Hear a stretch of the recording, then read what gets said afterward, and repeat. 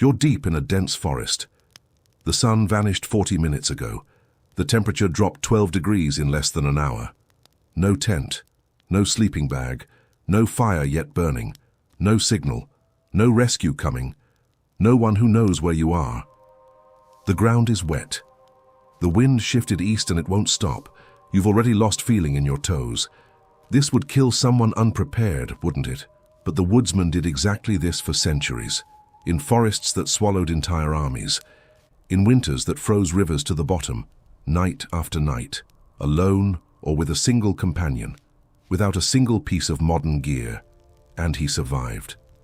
It wasn't luck. It wasn't superhuman endurance. It wasn't forest mysticism. It was engineering, passed from father to son, from guide to apprentice, from generation to generation for hundreds of years. Every detail had a function. Every gesture had a reason. And together they formed something no modern equipment can fully replicate, a living survival system. The woodsman's bivouac, the quick shelter, the emergency camp, was the highest expression of that system. But what really kept these men alive on the coldest nights? The choice of location, the construction of the shelter, or the maintenance routines. What's your guess? Drop it in the comments right now. We'll be testing it throughout the video. Survival doesn't begin when danger arrives. It begins before the first snowflake falls, before the first gust of wind, before the sky goes completely dark. The experienced woodsman understood this instinctively.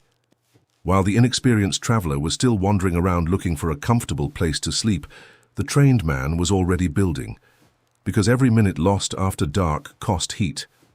And heat, in that context, was life. The first decision, and it was life or death mathematics, was location. Not just anywhere, the right place. He looked for ground elevated enough to drain moisture, but not so high that it left him exposed to the wind. A few meters of difference changed the entire equation. In low-lying terrain, cold air sinks and stagnates. The temperature there can be 4 to 6 degrees lower than a modest rise just above. That can be the difference between an uncomfortable night and hypothermia. The second criterion was natural shielding, a large rock, a fallen trunk, a hillside, any solid obstacle that broke the prevailing wind. Wind doesn't kill directly. It accelerates the body's heat loss silently and continuously. A shelter without a windbreak is half a shelter. The third criterion was the canopy. Trees with dense branches overhead retained part of the heat radiating from the ground. They acted as a natural ceiling. The temperature difference beneath a closed canopy versus open ground could reach several degrees. Small on paper, enormous on the body. The fourth criterion was available material within a short radius: dry leaves, thin branches, tree bark, moss. The woodsman didn't carry what he could find. He chose his location with his eyes already taking inventory. If materials weren't available nearby, he kept moving. Building a shelter and then searching for material with the body already cooling was a mistake men paid for dearly. The fifth criterion was available time. Not the weather, the clock. He knew that building a functional bivouac required between 40 and 80 minutes of efficient work. If he arrived at a location with less light than that, he simplified. A smaller, more compact shelter, less sophisticated, but functional. Every criterion was a calculated bet. Getting one wrong didn't mean discomfort. It meant adding extra weight to every other one. The woodsman's bivouac looked simple from the outside: a pile of branches, some stacked leaves, a tight space for one body, but it was thermodynamics disguised as rustic craftsmanship. The first element was size. And here's the first detail most people get wrong. Instinct says, build big, it's more comfortable. Knowledge says the opposite. A small shelter, just large enough for a body to lie down and turn over, retains heat exponentially more efficiently. The human body warms the air around it. In a large space, that heat dissipates. In a compact space, it accumulates and forms a thermal layer. It's the same principle as a well-fitted jacket versus one that's too large. The second lets cold air circulate freely. The second element was the support structure. Thicker branches formed the skeleton, angled precisely, not 90 degrees, not 45, but around 60 degrees of incline. That specific angle allowed rain to run off without penetrating, while keeping the internal height low enough for heat to concentrate near the body rather than rising toward the top. The third element was lateral and overhead insulation. Layers. Not one, not two. The woodsman stacked leaves, thin branches, and moss in overlapping layers like roof shingles or like the feathers of a bird. Each layer created a pocket of trapped still air, and still air doesn't conduct heat. That's the same principle as a double-pane window. It's not the glass that insulates, it's the air trapped between the panes. Here, it was the air locked between layers of organic material. The thicker the covering, the less heat exchanged with the outside. Some experienced woodsmen built coverings nearly a meter thick in extreme cold. The shelter became heavy, compact, almost impenetrable. The fourth element was ground insulation, and here lies one of the most lethal mistakes of the inexperienced survivor: ignoring the ground. The ground steals heat from the body faster than the cold air surrounding it. Direct conduction between body and soil, especially wet soil, is devastating. The woodsman knew this. Before anything else, he lined the interior of the shelter with a thick layer of dry leaves, moss, and plant material. A makeshift bed, but with a precise function, creating a barrier between the body and the earth. The fifth element was the entrance. Small, facing away from the wind, and never fully open. A large entrance loses heat constantly. It works like a reverse chimney, pulling warm air outward. A small entrance, sealed with branches or the traveler's own gear, locked the system shut. And this is where everything changes. The small entrance also served a second function nobody expected. It forced the occupant to crawl inside, compressing the body and activating circulation before lying down. A small detail, a real difference. Building the shelter was only the first half. The second half was keeping it running through the entire night. The woodsman didn't simply crawl in, seal up, and sleep until dawn. That would have been a mistake. A mistake that, in extreme conditions, could be fatal. The human body at rest loses temperature gradually. Below a certain point, the organism begins sacrificing peripheral functions to protect the core organs. Deep sleep dulls the perception of that process. Trained men knew this, and they had protocols.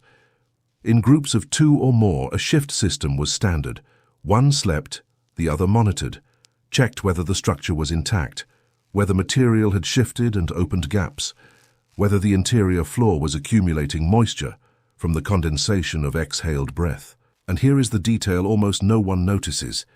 Human breathing inside a closed, insulated space produces moisture.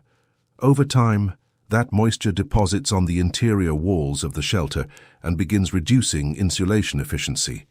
Wet organic material conducts heat. Dry organic material insulates. The difference between the two can mean hours of thermal comfort. The protocol was straightforward. If the interior wall starts to feel cold and damp to the touch, it's time to add more layers on the outside. But here's the problem. Leaving the shelter in the middle of the night for maintenance is risky. The body, warmed inside the compact space, loses heat rapidly upon exiting. And the sweat produced during the warming phase inside the shelter, especially if there was significant movement while getting in, remains wet against the clothing layers. Sweat in the cold is an accelerant for hypothermia. The dilemma was constant. Warming up too much means sweating, and sweating means soaking the clothing, and wet clothes in the cold kill faster than dry cold itself. But ventilating too much means losing the accumulated heat that took hours to build. The solution was constant calibration, not comfort.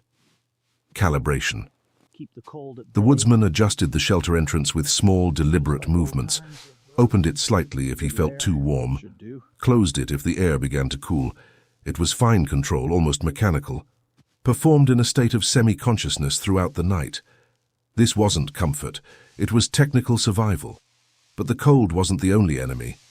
In dense forests, especially the great forests of northern North America and Canada, where the woodsman tradition took root, the night brought other dangers, predators. Not like in the movies, not as a dramatic and immediate threat, but as a constant presence that altered the shelter protocol entirely. The positioning of the bivouac accounted for this.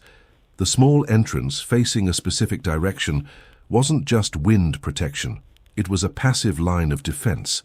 A large animal cannot enter through an opening designed for a human body crawling on hands and knees, and the noise of any attempted entry wakes the occupant immediately. The second layer of defense was scent. Experienced woodsmen avoided eating inside or near the shelter. Food remnants, even in small amounts, attract animals. The protocol was simple. Eat at a distance, store provisions away from the sleeping point, and don't carry strong smells into the enclosed space. The third layer was sound. Dry branches arranged around the shelter's perimeter worked as a primitive alarm. Any heavy step on them produced enough of a snap to wake someone in light sleep. It was a mechanical sensor system, no technology, no battery, no possible electrical failure. It sounds simple because it was, but it was simple in the most intelligent way possible. Trained, repeated, reliable. And in contexts of war, because the woodsman was also a soldier, a scout, a tracker, there was a fourth protocol. The shelter was never visible from a distance. It integrated into the forest. No nearby fire created a smoke column. No unnecessary movement disturbed the treetops. The invisible survives, the visible becomes a target. Remember the question that's been hanging in the air since the beginning. What really kept these men alive? The choice of location, the construction of the shelter, or the maintenance routines? The answer is that the question itself was wrong from the start, because the wrong location made the best construction inefficient.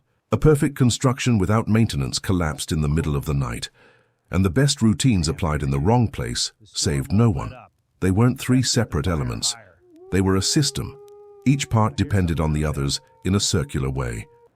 The location determined the available materials. The available materials defined the possible design. The possible design shaped the necessary routines, and the routines revealed the adjustments the location needed the next time. It was a learning loop, a system that improved with every night spent in the field. And here is the lesson that travels intact to the present day. In survival, and in any system that needs to function under pressure, competence in a single element doesn't save you. The construction expert who chooses the wrong location perishes. The routing expert who doesn't know how to maintain heat through the night perishes just the same. What saves you is integration. The ability to see how the parts connect and to keep the system running together, even when one of the parts begins to fail. It's not about mastering one technique. It's about building a system. The woodsman wasn't the man who built the best shelter. He was the man who understood why every decision mattered, who saw the cold not as an external enemy, but as a variable inside a system he controlled. And that knowledge, that systemic way of seeing, was passed down through generations, not in books, in gestures, in silent corrections made by an older man, while a younger one stacked branches the wrong way. It's the kind of knowledge that disappears when the chain breaks. And that chain has been broken for decades. There are more techniques like this. Entire systems of ancestral survival that modernity filed away as primitive, and that contemporary engineers are now rediscovering as elegant solutions to problems that expensive gear simply doesn't solve. Subscribe so you don't miss what's next.